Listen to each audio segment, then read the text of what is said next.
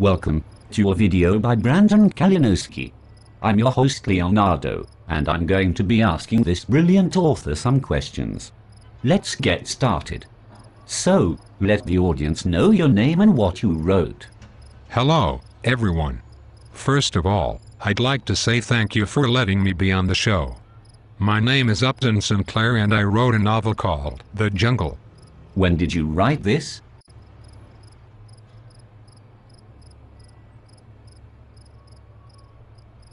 I wrote in 1905. I published this novel at my own expense after several publishing firms rejected it. Can you tell us a little about your background? Where were you born? Where did you go to school? I was born on September 20th, 1878, in Baltimore, Maryland. My family had once belonged to the Southern aristocracy but became poor by the time I was born. I graduated from high school early and enrolled in the City College of New York when I was 14. How did you get into writing? At 15, I began writing to help pay for college. I had to write a lot to help support my poor family. I became interested in socialist philosophy, so I started writing about it. After graduating from college, I enrolled in Columbia University as a graduate student in 1897. Yesterday you were talking about your 5 novels and your experience undercover. Do you mind if I share? Go ahead. After all, you were a historian. Sinclair published 5 novels between 1901 and 1906, but none of them generated much income.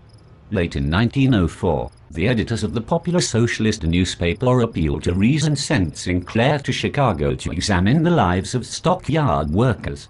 He spent 7 weeks in the city's meatpacking plants, learning every detail about the work itself, the home lives of workers, and the structure of the business. Did this research help with your book? Absolutely.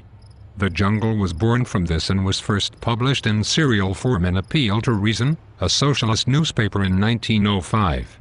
What was your goal and reasons for eventually publishing your writings as a novel? I wanted to convince people that socialism is a remedy for the evils of capitalism. That is the main theme.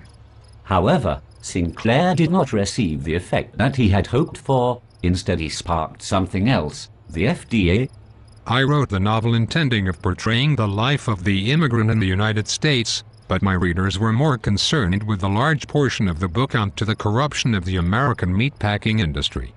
Historically, The Jungle's most important effect was probably the passage of the Pure Food and Drug Act of 1906, enacted in response to public outcry over the novel's portrayal of the meat industry's practice of selling rotten and diseased meat to unsuspecting customers. Sinclair uses the cans of rotten and unhealthy meat to represent the essential corruption of capitalism and the hypocrisy of the American dream. The cans have shiny, attractive surfaces but contain a mass of putrid meat unfit for human consumption. In the same way, American capitalism presents an attractive face to immigrants, but the America that they find is rotten and corrupt.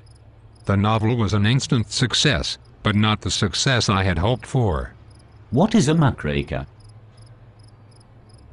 Theodore Roosevelt coined the term in 1906 to refer those who devoted themselves to exposing the ills of industrialization. No novel since Harriet Beecher Stowe's Uncle Tom's Cabin, first published in 1851, had made such a social impact. Why were you unhappy with the popularity? It satisfied my financial concerns, to be sure, but not my political motivations for writing it. I hoped the novel would elicit sympathy for the working class and build support for the socialist movement. My readers, which included the president, were more moved by the threat of tainted beef than the plight of the worker. In fact, Sinclair bitterly admitted his celebrity rose, not because the public cared anything about the workers, but simply because the public did not want to eat tubercular beef. You mentioned the president read your work. How did that feel? What did he think? It was wonderful. Roosevelt, not in favor of the heavy regulation the public outcry would have caused, did not release the findings of the Neil Reynolds report for publication.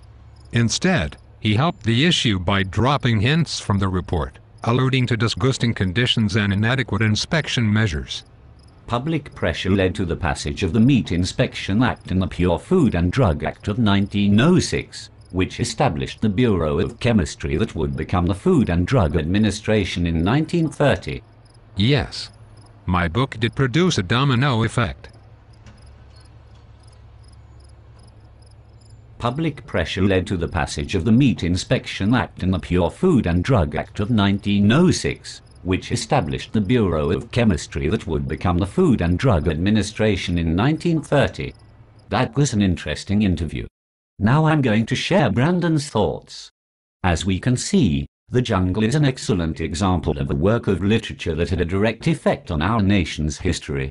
Even though the effect of the book did not agree with the author's motivation to promote socialism, it still had an effect on society. Sinclair shone light on the disgusting conditions of meat packaging. The public became worried. Even the president, Theodore Roosevelt, read the book. After reading the book, our president started the FDA. The FDA is responsible for protecting and promoting public health through the regulation and supervision of food safety. The FDA started in 1906, after The Jungle was published. Thanks for watching Brandon's 6.01 assignment.